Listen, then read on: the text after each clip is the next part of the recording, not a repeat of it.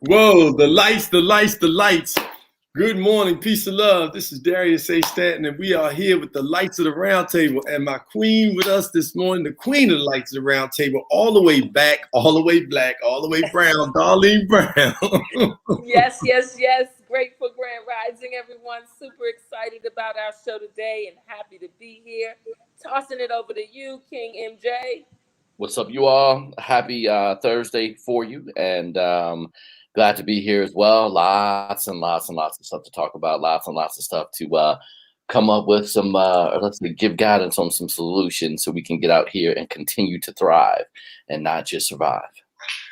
Well, no doubt about it. No doubt about it. And we are super excited to have our good brother this morning on the show. None other than psychologist, founder of the Love More movement.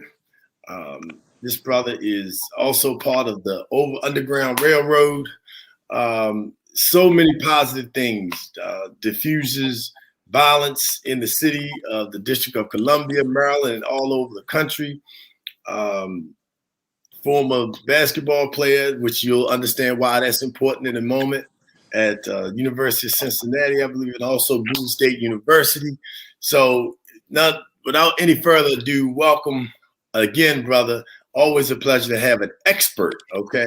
Expert in the building. We already got experts if you look to, at the round table. But welcome back, Light, to the round table, Dr. Bruce Purnell. Peace and love, King. Hey, love more, brother. Hey, it's great to be here, man, and always opportunity to understand some stuff and to enter and to evolve, like from the past way of thinking to a new way of thinking. So, always a pleasure. And anytime you on board, I already know it's going to be evolutionary and transformational. So I look forward to it, brother.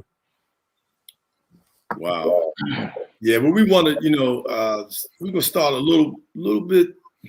Today it's a highly emotional day for me. And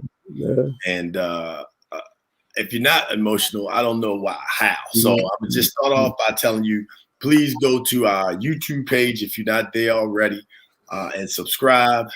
That is the Lights of the Round Table. Darlene Brown, you'll see her. Marcus Johnson, myself. So that's the Lights of the Round Table. And on Facebook and YouTube, share this show. This show is impactful because we are, as our good brother MJ said, we are going to focus on how we deprogram away from the stress and pressure of bullying that's been brought to light in so many instances. The NBA players, as they walking off the court, people throwing popcorn at them, people throwing bottles of water during COVID, okay? Saliva is basically, you've seen Dr. Lane Rowland on our show. He talked about the things that transfers the virus, feces, okay? I mean, there's so many things going on, feces, doo-doo, spit, saliva, transfers the virus, and people are throwing water on people, right?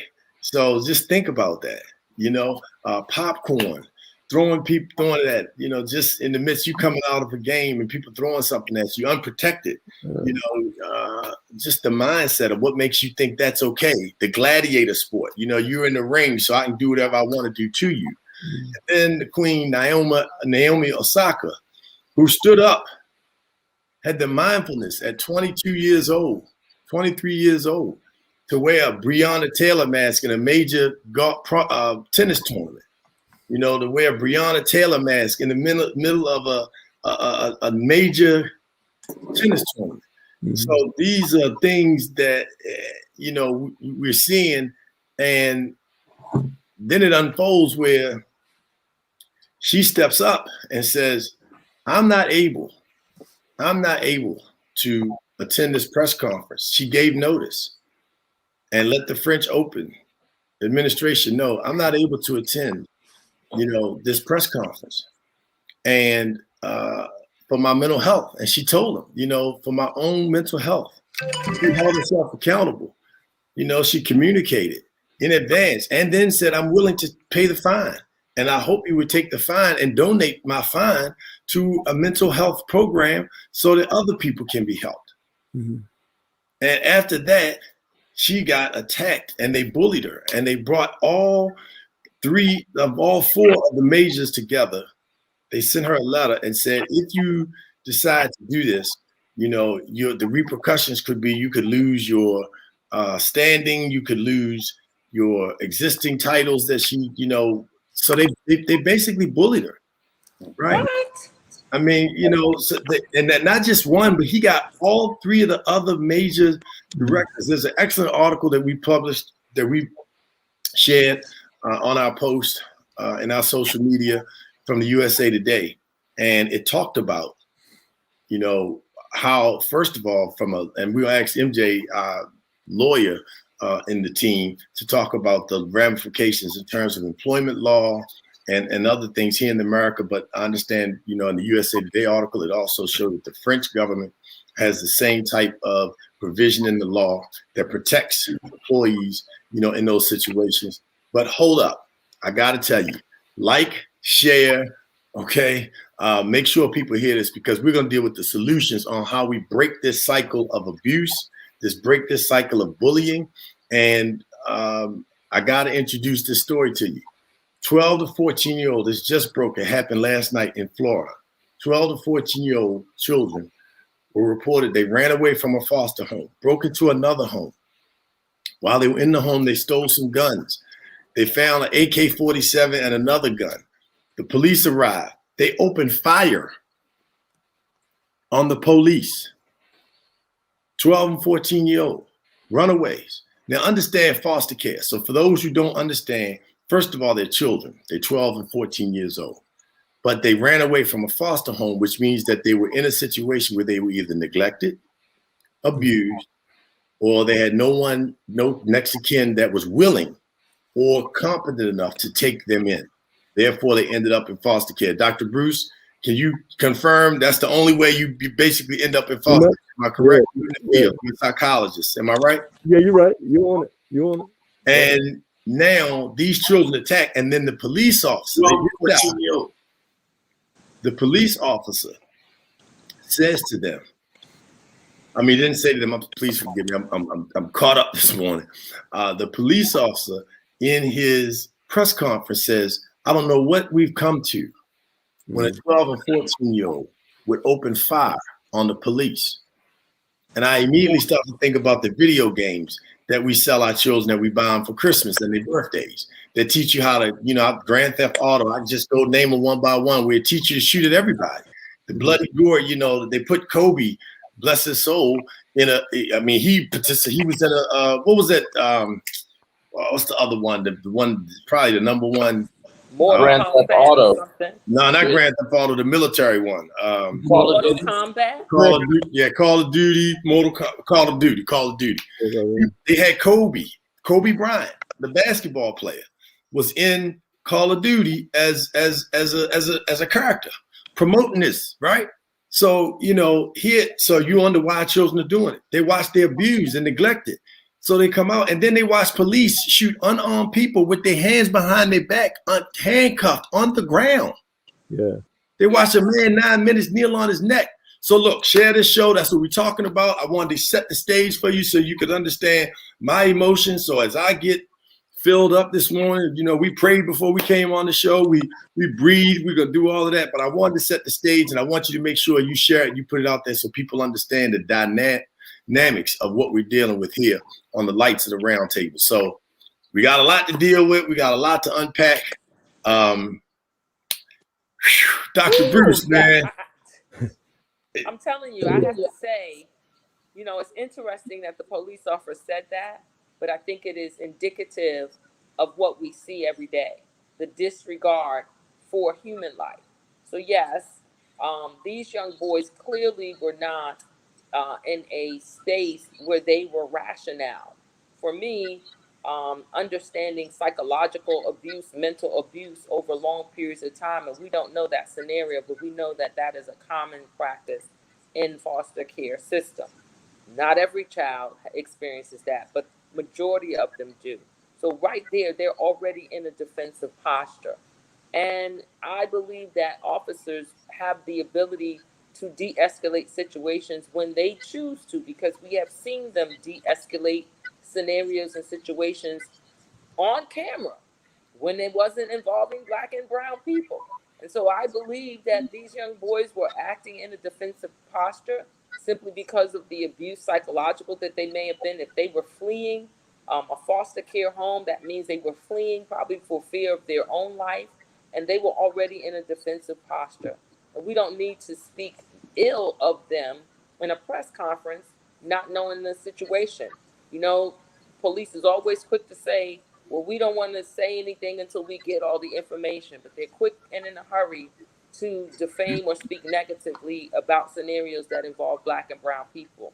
Well, let me give you up and stop that. Right. Let me give a couple quick. So, from my understanding, because it just happened in the dark hour of the night, they were 12 and 14-year-old. The 14-year-old was a girl. I don't know what the race is yet. I don't know. I haven't seen it yet. The 14-year-old was a girl. She was shot in the abdomen. She's going to be okay, I understand. And the 12-year-old was a boy. And after she got shot, he then surrendered. Right. But to your point, children in foster care are often abused in foster care, but they get to foster care because they were abused or neglected, right? And so those things we know to be the case. We know those things as facts. But for children to be in a mindset, there's so many, this is the lack of accountability.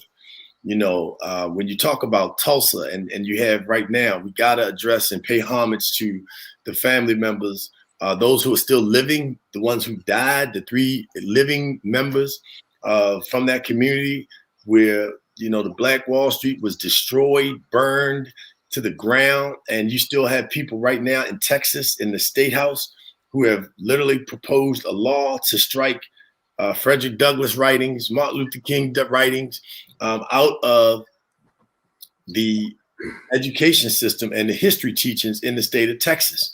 They were challenged on this floor by other members of the House, but the Senate put a bill in to strike those things, not wanting people to know about the horror of the many massacres that took place.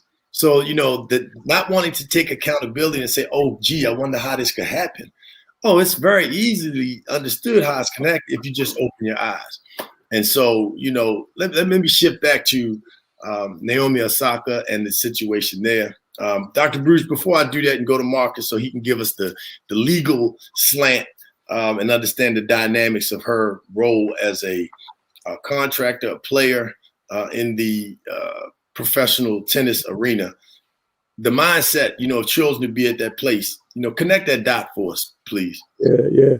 Well, first, it's like in this country right now, we're dealing with mental health, and look, just how do we deal with mental health, period, and the stigma attached to it.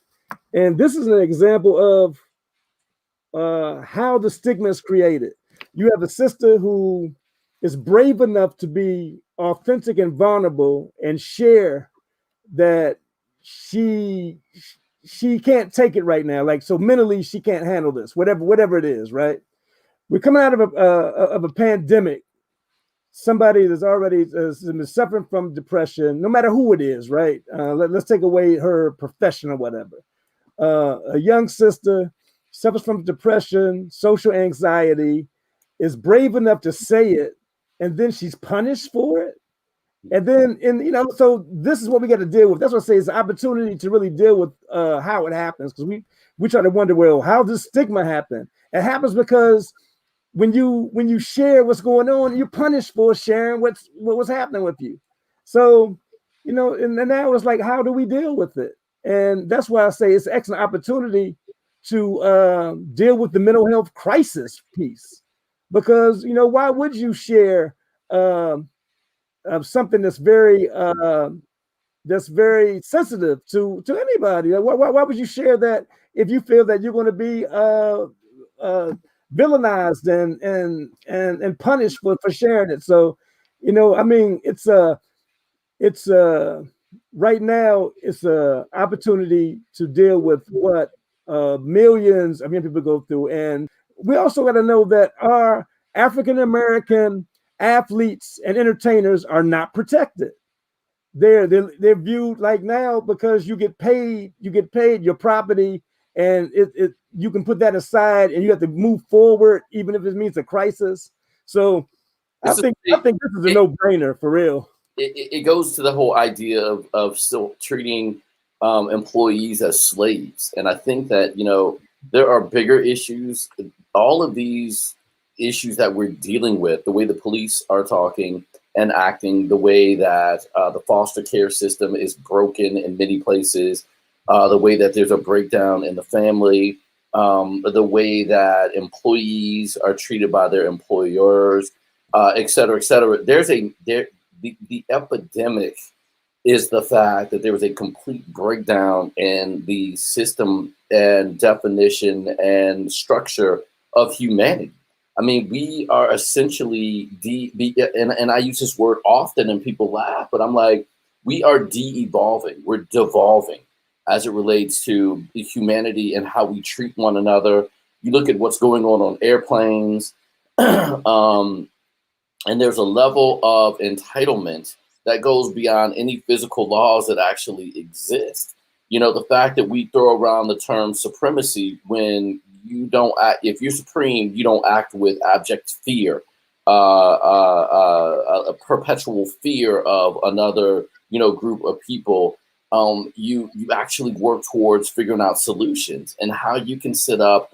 I mean, honestly, and I may get some kickback on both sides of this, but actually how you can sit back on either side and say, it's okay for these kids to shoot at the police as it relates to, them being enemies. I don't agree with that. Let's say it like that. I understand it, but at the same time, it's a breakdown of the system that we must acknowledge and must start to deal.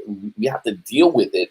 And then the fact that you can sit down as an entitled police officer and actually wonder how this could happen. And it is, we are so in our bubbles. We are so selfishly, inwardly, and not even inwardly focused. We're like inwardly, outwardly focused. We don't care about ourselves. We care about the entitlement, but we don't understand that in order to get things, you have to do things. In order to see to bear the fruit of something, you actually have to toil the land. You actually have to plant positive seeds. You actually have to work and grow and have faith when you can't see the sprouts, and then they grow. So there's a problem in that we believe that in America, we have privileges that have nothing to do with natural and physical and spiritual law, y'all. This is like, you must seed into your community to get it back. And we're not doing that. We're demanding. All we do is throw friggin' temper tantrums as a community and don't do anything. And then we all sit back and say like, well, what's going on and what's going on? So it's like, take the time to invest. Take the time to go back to a school. Take the time to take your kids and talk to your kids, man, to figure out, or even someone else's kid, to figure out where they are and what you might be able to do in order to help them to guide their way. And there is a duty for employers, as you specifically asked me, there is a duty for employers to look out for the mental health of their employees. And, that includes making sure the working environment is safe. What the hell does that mean? That means when somebody says, hey, look, I'm having an issue with the press and the way that they're acting, you sit down, you have a conversation. You don't out them and make them feel bad and then bully them into, well, I'm gonna fine you because you expressed that you weren't feeling well. It is broken. It's not breaking. This shit is broken. Excuse my language, but that is how a real brother feels, and that's some real S. It is broken. We got to work towards fixing it. Yeah, it's mind-boggling. We're talking about, in case you just joined, welcome to the Lights of the Round Table. Please, grand rising to all of our lights that are, popping up in the comments. Thank you all for joining. Thank you for being here. Make sure you go to our YouTube page, the Lights of the Round Table, Darling Brown. You'll be able to see, subscribe. and also share the show. Let people know, because we've got to break the stigma of mental health. There was a comment made by, that was by Brother James A. Smith Jr., who said, Mr. Richard Williams never got his due for really preparing the Serena Williams and her sister Venus. And Venus got on there. I don't know if y'all saw her at the press conference. Venus was at another tournament. Venus was like, when I come out here and I listen to these reporters, I listen to you all, I don't get fazed because I know none of y'all can beat me. she didn't say that verbatim, but he prepared them mentally, right? Now, not that this young lady was not prepared by her children. It's not a knock on her parents at all. It is credit to the father. And so it is so important that as parents that we are intentional about what we do. Marcus talks often about, preparing his daughter, his son, working with them and preparing them to be tough. My wife, Erica, was talking about how, her father put her in karate school, as a little girl, and she was fighting grown men, sparring with men in karate, you know what I mean? But he was preparing her, and so the psychology around preparing our children for what we deal with. And as you said, Dr. Bruce, think about it. They actually attacked her immediately. She had acknowledged that I'm having a mental health challenge. And just so you know what she described, it really started, she said, when she beat her idol, Serena. She hadn't always dealt with depression. When she beat her idol, Serena, and I believe at the championship match, they actually booed her, right? And it just, she couldn't understand. It was, first of all, this is her idol. That's like, playing against Dr. Bruce in your time, in our time playing basketball, because we were probably playing around the same time, playing against Dr. J, you know what I mean? Yeah. Or Magic, right? And you know what I mean? It's like, Magic, and then they boo you. It's like, like a mind screw, excuse my expression. You know what I really want to say, right? And so then from that point on, she said she went into a deep depression. Yeah. And she explained it, she articulated. And then, as you said, Marcus, it's on Dr. Bruce, it's on the backside of COVID. We're still in COVID. Yeah, right. And that's your response to her? Yeah. When she lets you know up front? And then not only do you attack her, but then you go get 3 other organizations to bully her. She's number 2 in the world. Already made $55 million. I think she was the most paid female athlete in Legends Plus in the last 2 years. And wait, hold up. The other thing too, man, is recognize this. When Venus and Serena, and even the early stages of Tiger, when they were in the league, I would even go so far as even back to Kobe and Jordan, etc. You could put a phone down and not expect to have to be on all the time.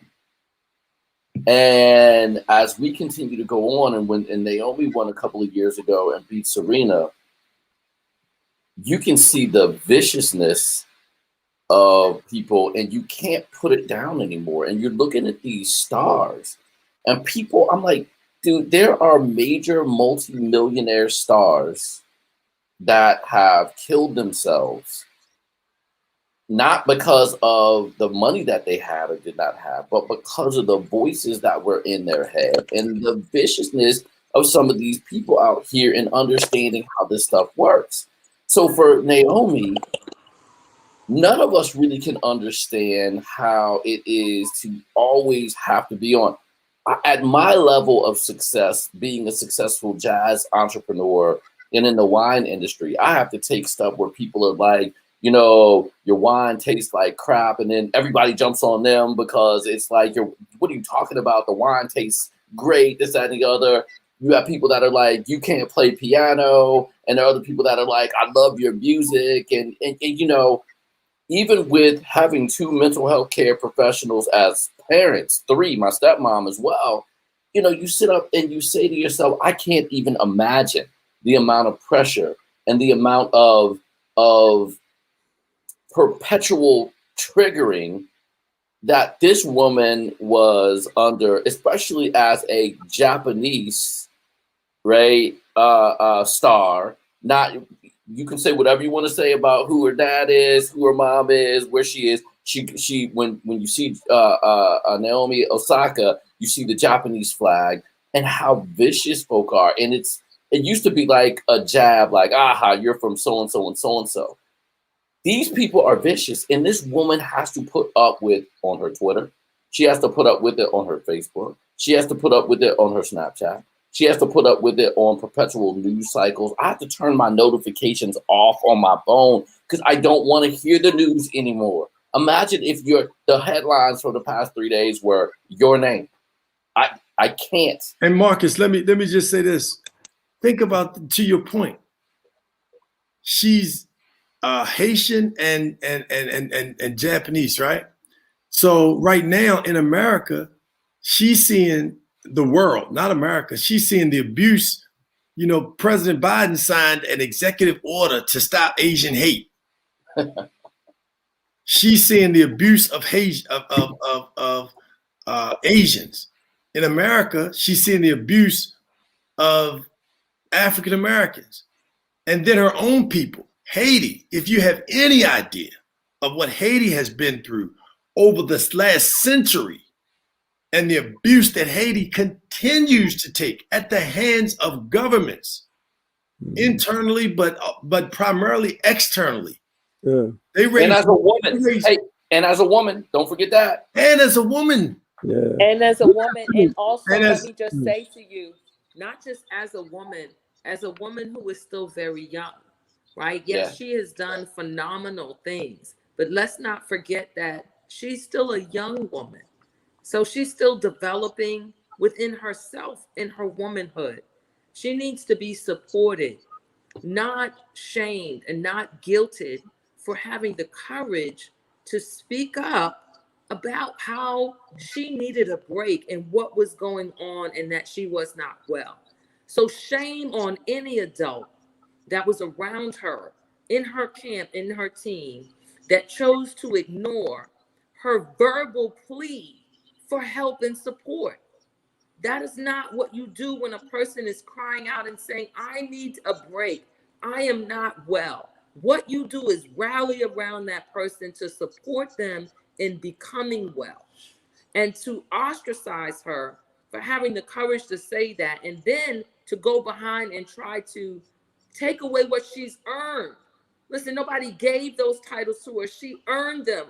Absolutely. So now you want to come and take it away from her because she is saying that she is not well and that she needs a moment to become well?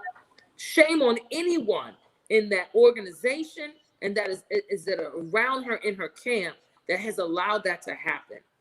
And we got to band together to support her, because there are millions of women and men who may not be in tennis, but who may hold positions in corporations, and they are suffering. They are depressed. They are struggling. They're not well, yet they don't have a safe space to say they're not well, to get the help that they need so that they can continue to not just survive, like MJ said, but to thrive. Shame on us that we don't pay attention when people are crying out. Your mental health and your physical health is the greatest asset, because without that, you can accomplish nothing else.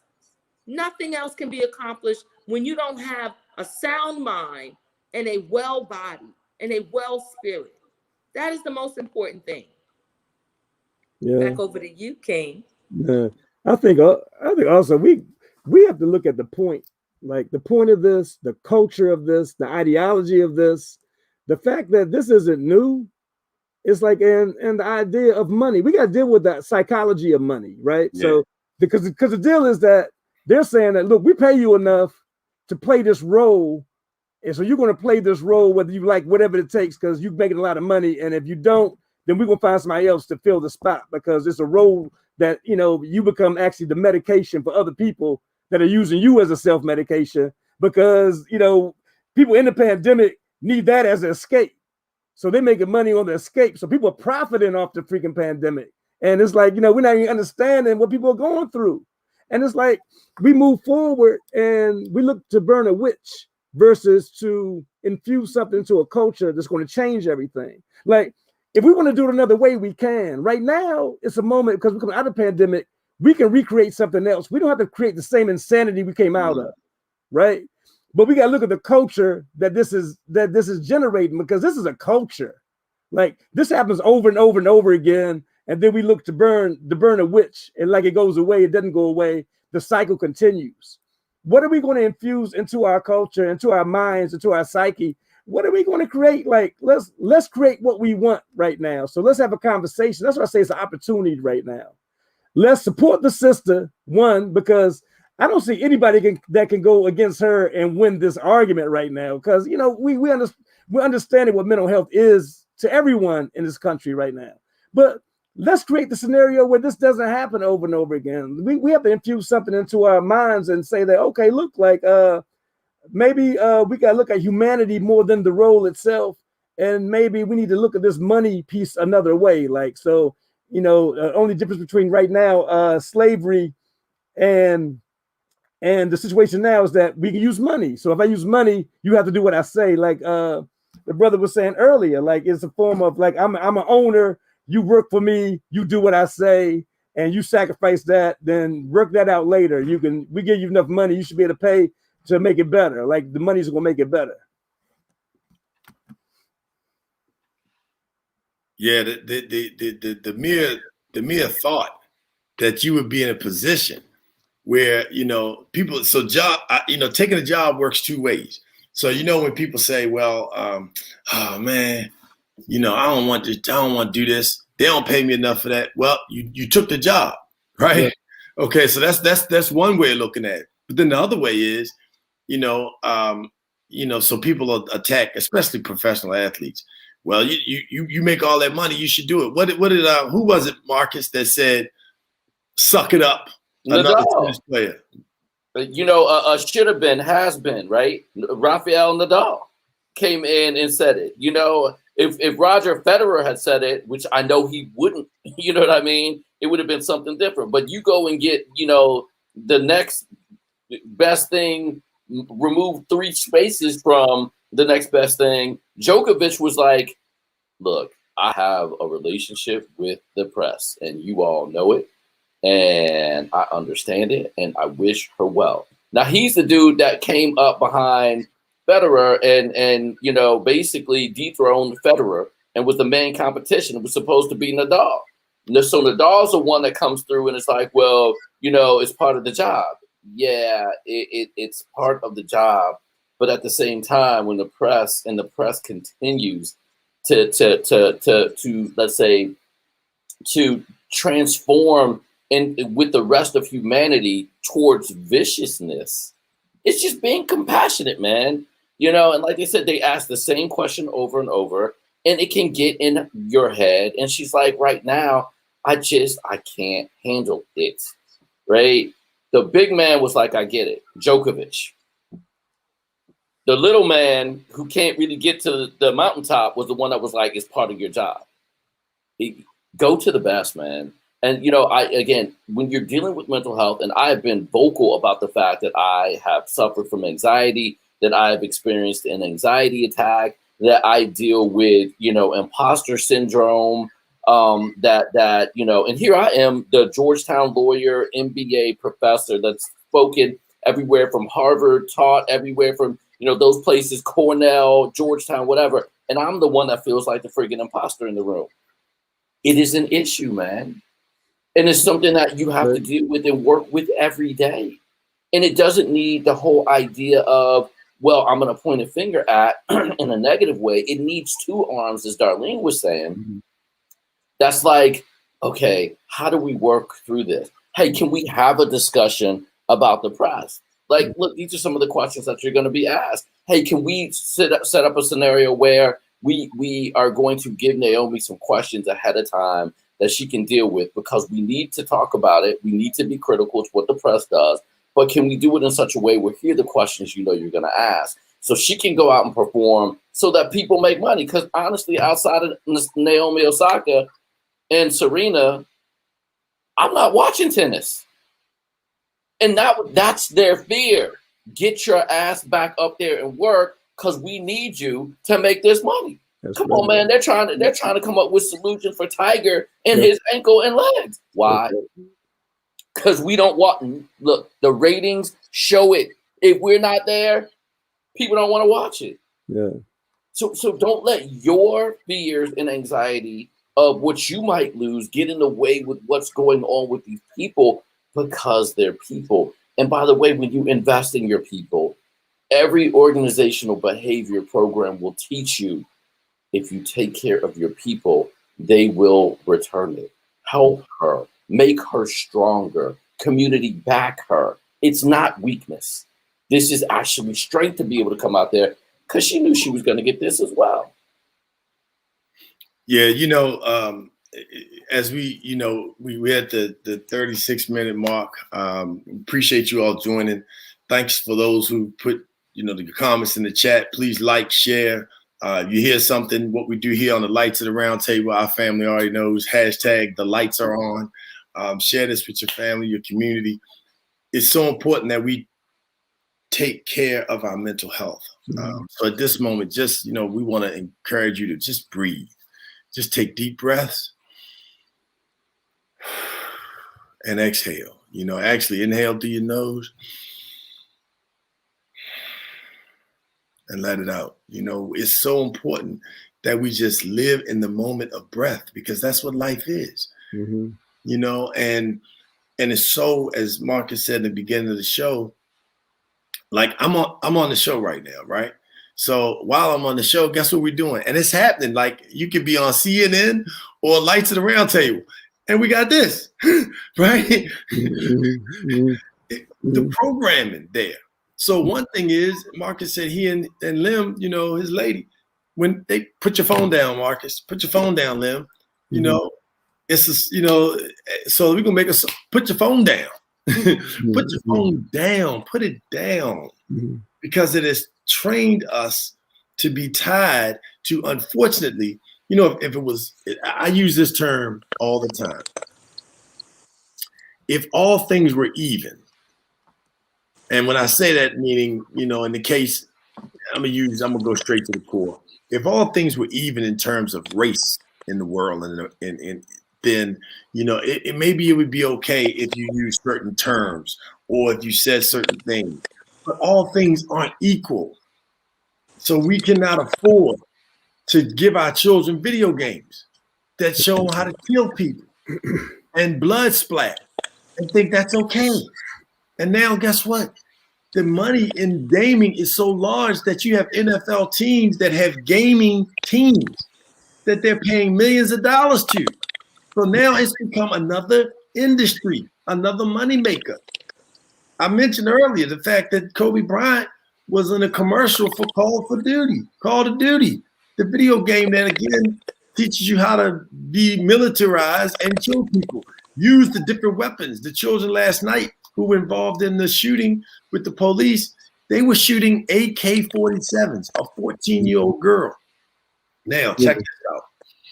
If you think that sounds bad, if you think you're startled by that, I want you to think about, and right now, I'm going to just, take a moment for the people who live in Iceland and the people who live in the Congo. In the Congo, the volcano erupted a week over now. It's been over 8 days, because it wasn't this weekend, it was last weekend. It erupted on a Saturday, and then Sunday the lava stopped flowing. But check this out. The lava was racing at a pace of 40 miles per hour. The lava in Iceland went for the volcano erupted for over a week. It was still flowing, but they were able to stand around and watch it. Now, I can't tell you this because I don't have the scientific knowledge as a fact, but I'm going to tell you what I do know is the Congo is the place where you get the minerals to create cell phones. Cobalt. Right. And cobalt and a number of other major minerals are extracted from the Congo. And you know what's happening? Exactly right.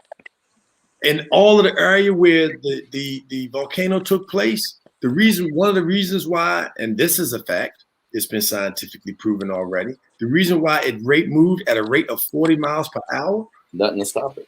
There was no silica in the lava. The silica binds it and it brings it together, right? Silica is like, it's a fiber, basically, and it binds it together, so it slows it down. But there was no silica in the lava in the Congo, or limited amount. And here's the thing: the children of the Congo are armed and used as soldiers all over Africa, all over parts of South America. Children are used as soldiers. They've got guns at 9, 10, 11 years old. They're already shooting. They're at war. Children. So, we can kind of be detached sometimes. Oh my God, a 12, 14. These children are using guns at 8, 9, 10 years old, stolen from their families, drugged up so they can continue to fight, and now it's hooked on drugs at 9, 10 years old, raped. I mean, this is what's happening around the world, and we act like this. Hey, Darius, and it goes to another question. I know that, you have some really smart people out here talking about guns don't kill people, people do. But I will tell you this, if you don't have a gun to shoot, you can't shoot it. Yeah. And, at some point, Marcus, right? Say that. Hey, like I said, you can have, if people don't, guns don't kill people, people do, with guns, which means that if you don't have guns, you can't shoot one. It's amazing. And this is something that is unique to this place. And when you go back and you do the historical,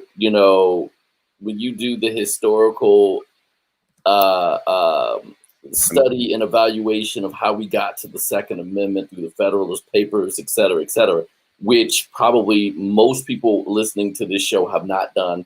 And most of the people who claim a Second Amendment right that they can't actually even, dictate would say that they have not done.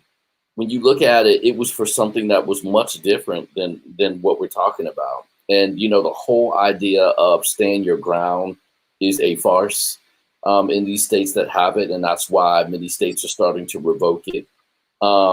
Again, for a people that claim to be so faithful, we are sure full of a ton of fear. And when you have to run around with a gun or have, again, the question is, if they broke into a house and found 2 AK-47s, I need a little bit more of the facts. Like, why did you have 2 AK-47s in your house? You know what I mean? I mean, how did they know about the AK-47? Yeah, I think one of them had an AK-47. I'm not sure what the other gun was, but it's not a hand revolver, right? An AK-47 is not a Russian assault rifle. It's an assault rifle, which means it is huge. It is something that is used typically in military combat. So help me understand why an AK-47 would be in someone's home, because we know that is what is used in military combat. Hey, wait, and some of us also know. I'm sorry, Dr. Purnell, but real quick. And some of us understand that you don't just pull a trigger on an AK-47 and it works. You have to set that gun up and prepare, a bullet in the chamber in order for it to work. How do you learn that? Oh, I mean, of course, you can say YouTube, you know what I mean? But I'm just saying, these are steps. These are deliberate steps that we need to acknowledge. And I'm not saying that we should, infringe on anybody's Second Amendment right. It is to make sure that we are never subjected to the tyranny of a king and or queen or any kind of aristocracy. Definitely. We should be able to protect ourselves from, back in the day in the 1700s when this was actually developed. We had to protect ourselves from things like bears and wolf and et cetera, et cetera. Let's be real, right? It's things like that.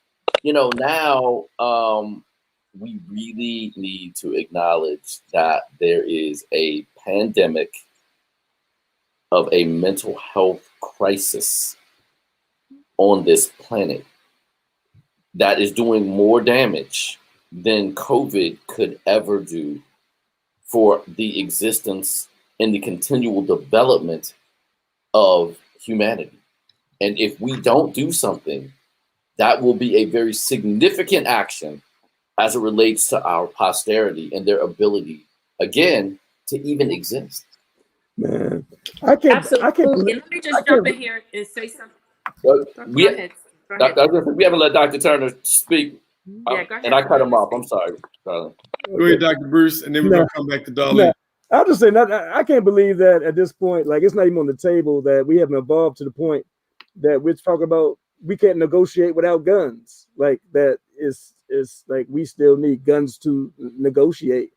And you know, guns are a tool of violence. It doesn't make sense at this point that's not even on the table and not for the discussion.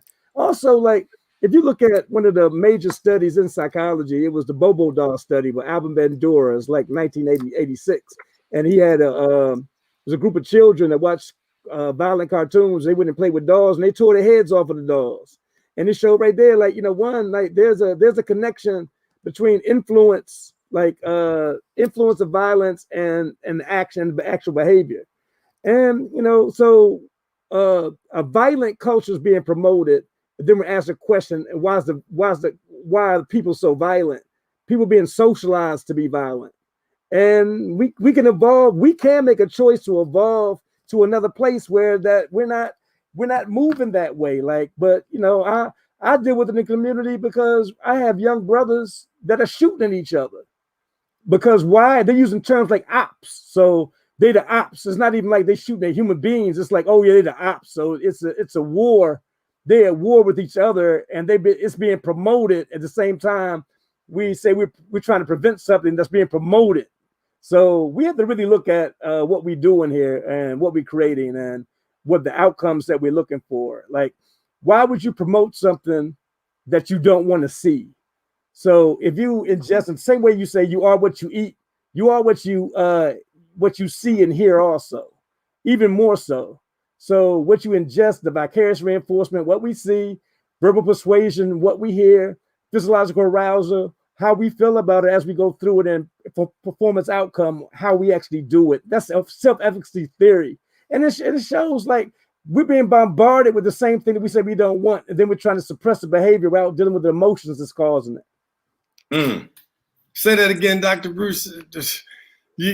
We're being bombarded by the same things we say we don't want, and then we surprised by the result, because that's what the police are. He got surprised. And we're trying to suppress behaviors without dealing with the emotions that are causing the behaviors. You can't suppress the behavior. Like this is absolutely. It's like it doesn't even make sense. You know what? And it's so true, because we were having that conversation in our production meeting where we talked about if you want to change a thing, you got to go to the root of it. You got to address it. And if you are consistently bombarded with words and imagery that are reflective of violence, and your right to maybe in your mind defend yourself in a violent way, then that is what you will get, right? And I'm not saying that people don't have the posture or the ability to defend themselves. I'm saying there are alternative ways to do so. There are alternative ways to do so where people aren't dying. Because when you die, that's it, right? There's no coming back from that in this life, right? Your spirit lives on, but there's no coming back physically in this life. We have to find alternative methods to heal and transform our mind. And healing is where it starts, because there are so many people who are wounded just from what the imagery of what they're hearing, right? We live in a world that is not balanced, where there is massive inequalities, that there is massive, people are marginalized, right? To be made to feel less than valuable or worthy because I may not have the degree, but I have skills and talents. I'm bringing something to the table. So we have to really look at what I call the culture, the fabric of the culture of this society, because it's been created to be that way. In the same way it was created to be that way, this is a major opportunity, and we have the power if we choose to use it to shift it and transform it to be the light. We all have light in us, but we have to start with healing so that we can clear out the darkness, so that the light that's deeply down in can shine forth. Then we'll begin to think differently. We'll begin to speak differently. We'll begin to feel differently. We'll begin to turn off the things that are not feeding that light, because that's where we come in. The lights of the round table, we're about positivity. We're about shining your light. We're about solutions. We're about transforming. We're about healing, so that each person can evolve and transform.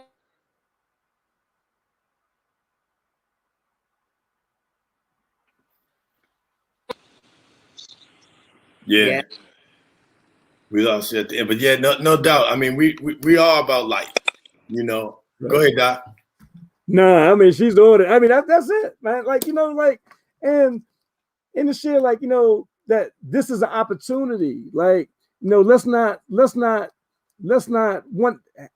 have the need to burn the witch, because that's kind of the way we go. We want to find somebody to villainize. We want to burn the witch like it's okay. Now we go back, and then we go back again and wait to burn the next witch. So we want to say, like, look, like, you know, we can make some choices, and we have to heal before we build. Like, we got to heal. Like, and so in healing, so you come together, right? And let's give everybody a pass right now. And let's know, like, it's a couple things. Like, one, nobody has to be an extra in their own life movie, right? Because 72 trillion cells inside your body make us all stars.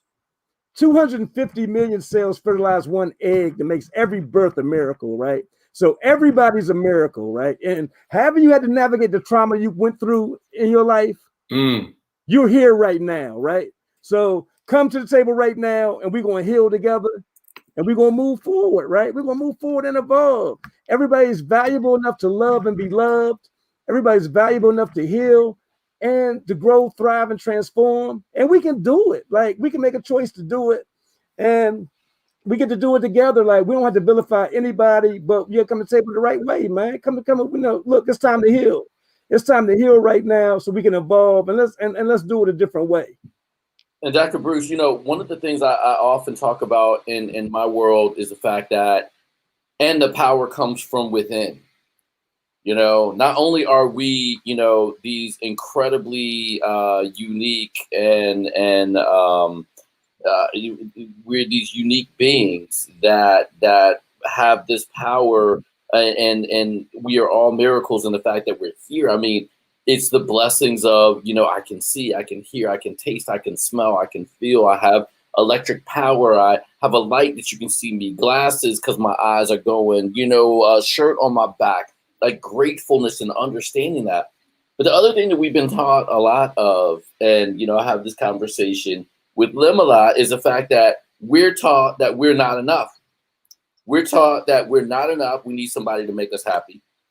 We need somebody to, you know, bring us along the way to help us find our goals. That, you know, that we need, you know, these accoutrements, these other things, you know, like these degrees, like Darlene was saying, you must have a degree in order to do this. No, you must not, but, you know, they can help. Education always does. That if you don't live in a certain place, then you're not of a certain, you know, ilk in life, in a certain status. That is not true. People have transcended that from, you know, the beginning of humanity, et cetera, et cetera, et cetera. We have been sold a bill of disappointment on ourselves, so that when we look in the mirror, we see less than one. That's right. And what we need to do, and I would love, as your you know, with your skills, or with your profession, you know, as a psychologist, I would love to know, you know, some of the skills that you give with some of the people that you're dealing with, to say, like, you do not need to be an innocent bystander. You say extra, I love it. I say we should not be bystanders in our own life. Do you have any prescriptions for us and for our listeners and viewers of how to get back engaged in our own lives, to tap into this here so that we are in control of our story and work on getting that voice that's in everyone's head, our ego, out of it. Yeah. I think those first two pieces that you just said, like, you're right on point. One, but first you got to unplug. You got to unplug from the toxic program. Like, you have to unplug from that whole energy, right? And know that you can tune into another frequency. Like, if you got in your car and you turned on the radio and the song was playing you didn't like, you would turn the station. Right. There's another frequency. There's a frequency of evolution. There's a frequency of transformation. There's a frequency of love. There's a vibration, right, that we can tune into. And more people want that for each other, but it's like we don't know how to tune into that station. So one is to unplug. Number two is to know that you're valuable enough to love and be loved, because love is that piece. And that's why our whole piece is like, we're the Love More movement, because love is at the center of this whole piece. If love happens the right way, it's the biggest force field in your life. It's the biggest protective factor. If it doesn't happen right, and sometimes the people that are supposed to love and protect us, they failed at it, right? And we just move on and try to, but still, like, we don't know that we're valuable enough to be loved and to love. Those major pieces, and then we get started, right? We get started, and we know that, we can create phenomenal moments with phenomenal people, and that could be what our lives are about, right? It doesn't have to be about reacting to past trauma, but we've been in a situation that we've had to react to past trauma. A whipping was going to happen on the plantation, and you got to recover from the whipping. It was going to happen. A lynching was going to happen. Somebody's going to be sold. This stuff, 400 years of this, we got to heal. Like, we have to heal and know that we don't have to do it that way. And it's for everybody. Like, we can be the model for the entire world, like, to evolve this piece to a love vibration. And because it's enough for everybody, but we got to get to this idea of, I have to have more, right? It's not even about having what you need, it's having more than somebody else. The greed piece, we really got to deal with it. Because exploitation, like, it's not even about it's not about race, it's about the energy of exploitation that we're dealing with. And exploitation hides behind things like race and stuff. But so anyway, it's that unplugging from that piece and then starting and knowing that we can do it another way. Yeah, so break it down. I know we got to go. I just want to touch on one thing he said that just really, the greed piece, because I think the greed piece comes from a deficit mindset. Yeah. See, when you don't have a deficit mindset, there's no reason to be greedy, because there is enough for all of us. And so the other thing, we've been talking about this a lot, you all. So I just put the definition of programmed in the chat, and with what all you all are saying, the impoverished mindset, the deficit mindset, and unplugging, programming. When you look at the definition as a verb, is to provide with coded instructions for the automatic performance of a task. That is for computer, but that is what is happening for humans. They figured that out, right? Algorithms, etc. Let's see. To cause a person or animal to behave in a predetermined way. They know what they're doing. They know what they're doing. Don't allow this to happen to yourself. Like, doctor, don't be a friggin' extra in your own movie. This is your life. This is your airplane, your car, and you're on your own journey. You wouldn't let somebody sit in the passenger seat and drive your car on 95 at 80 miles an hour, right? And not saying that you should go 80, but a brother like me, I fly in life. So I'm not letting anybody come reach over on my stick. Hey, look, if you got a stick over there and I'm in trouble, you can grab it. But right now, this is my life. I'm going to drive it. Get your hands off. And by the way, if I recognize that you don't love me and that you don't have my best interest at heart, I'm going to stop, probably not even at the next rest area, and hashtag put your ass out. Hello. Okay. All right. So I'm going where I'm going, y'all. It is commit. Number one, commit to you. Go deeper. Your dream, not your mama, daddy, sister, cousin, best friend, whatever. Your dream. Be engaged in it. Have a fertile environment, or get them hashtag get your ass out. Have a written plan. Go execute on it and reflect and continue to get better and better and better and better. Don't be programmed, man. That's right. That's right. That's right. That's right. That's right. Hey, so we're gonna go around, and thank you, brother Marcus, for that. Was light it out, get a puff off of that. Listen, I ain't even got nothing to say behind that. Ditto is what I got. Ditto. Hey, make sure you share this show, put it in the hashtag. Make sure you put on the lights are on. We have got to deprogram. We've got to deprogram. Take the time of yourself. So now we're going to break it down. We're going around the horn and just around the table and give up the light that people need. So specific things that people can do in their lives that will help them. Marcus just gave you 60 seconds of fire that we will be replaying later on today. But go ahead, Queen Darlene, and then we're going to wrap it up with Dr. Bruce as he gives us the keys to deprogramming. And also make sure we're going to put Dr. Bruce's information so you can support the Love More movement, so you can support the Lights of the Round Table. We must support positive media. You determine what you listen to in the radio, what your children listen to in the radio, what you watch on TV, what we can control. Go ahead, Queen. Heal so you can be healthy, because that's the root word in healthy is to heal, and we all have something to heal. And when we heal, it simply means release what no longer serves your highest good, right? Not everything that's been traveling with you needs to continue on your journey. Have the courage to let it go, create healthy boundaries, and do so from a place of love. I love my MJ when he's like, I will put your ass out. Guess what I'm gonna do? I'm gonna pull off and say, this is where you exit, because you're not welcome, and I don't allow that. So you know that you have the power to create parameters so that you can be healthy in your mind, in your heart, and then in your physical body. That's my part. I love it.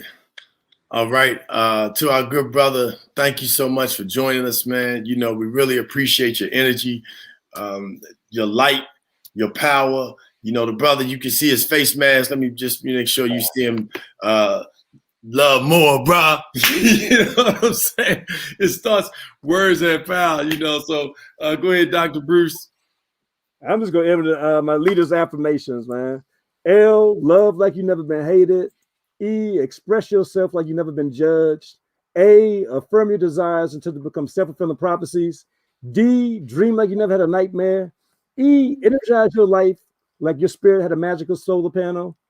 R, reflect light like the sun's your mirror. And S, smile so hard that you blind the haters. Hey, Doc, we need to put that in the chat. We need to get that down. Oh, Doc, I need you to run that. I need you to run that back for us one more time. L, love like you've never been hated. E, express yourself like you've never been judged. A, affirm your desires until they become self-fulfilling prophecies. D, dream like you never had a nightmare. E, energize your life like your spirit had a magical solar panel. R, reflect light like the sun's your mirror. And S, smile so hard that you blind the haters. Powerful. Thank you. Dr. Purnell, thank you so much. And tell us, Doc, how we can reach you and the Love More movement, so people can know how to get in touch with you and support your movement, because we need to donate. We need to invest in people who are investing in people. Hey, lovemoremovement.org on all the platforms. Love More brand. That's our we're trying to spread love and show wearable love. Like we're trying to so we have a brand, we have fashion. It's Love More brand. That's on all the social media platforms, and you'll find me Dr. Bruce at Love More Movement, and just Google me and connect. And hey, we're trying to make love cool, and we're trying to vibrate that way on the planet, man, and be that frequency. Dr. Bruce, I'm so glad you said that. So you said lovemoremovement.org? Yep. And Love More brand is the fashion line. Wearable love. Yeah, I'm so glad you said that, because I want people to understand you're not trying. You're doing it, brother. I want to credit you, man. I want to just take 10 seconds to say thank you for being who you are. Thank you for allowing the universe to use you. Thank you for following in your ancestors' footsteps. You know, your ancestors were part of the Underground Railroad, you know, all the way to Canada. That's you know, and you're a part of that right now. You're working with Native Americans. You're working with seniors in the District of Columbia. You know, my time is up on praising you, but hey, that's only from the verbal. My heart sings joy to you, man. I love you, King. I appreciate you. We got to show each other more love. And I just want to close with my section by saying words have power. Let's start with words. Well, let's start with the breath first. Breathe. Let's just breathe more. Let's just inhale, exhale, hold it. Inhale, hold it, exhale, hold it. Inhale, hold it, exhale, hold it. Look on YouTube. There's tons of breathing exercises that you can do. Take your breath back. Put your phone down. And understand that words have power. Stop using words that don't help you get to the next level. Stop using words in your circle, around your children. Stop putting shows on television that no matter how much you might like the entertainment, if it's something that's so negative, it has no meaning, no storyline that can really help you at the end, and that you got that on your mind constantly, that negativity. Stop listening to music that's telling us to shoot each other. Stop glorifying trap music and killing each other and selling each other mollies that's taking our young people out. And WAPs. And WAP, stop this, we're going to bring we got to, not today, but we definitely got to deal with, what we wear in the street. And what you say, Darius, and what you say to yourself in the mirror every morning, man. And I don't know if the doctor will back me up on this, but your affirmations need to be there. I know we got to go. Look, my sign that I'm looking at here says, are you playing your own music today? Why? Because I had to tell myself that my music is good enough for me to play every day. And if I don't play my music, then who the hell else will I expect to play my music? That's right. So if you see Marcus Johnson on Spotify, guess what Marcus Johnson's playing? Some Marcus Johnson music. And that is how you need to be unapologetically loving on yourself. Period. That's right. This is Darius A. Stanton, Queen Darlene Brown, Marcus Johnson, and our special guest. Always welcome the psychologist and founder of the Love More movement, Dr. Bruce Purnell. Love yourself. We love you. God bless you. Peace and love.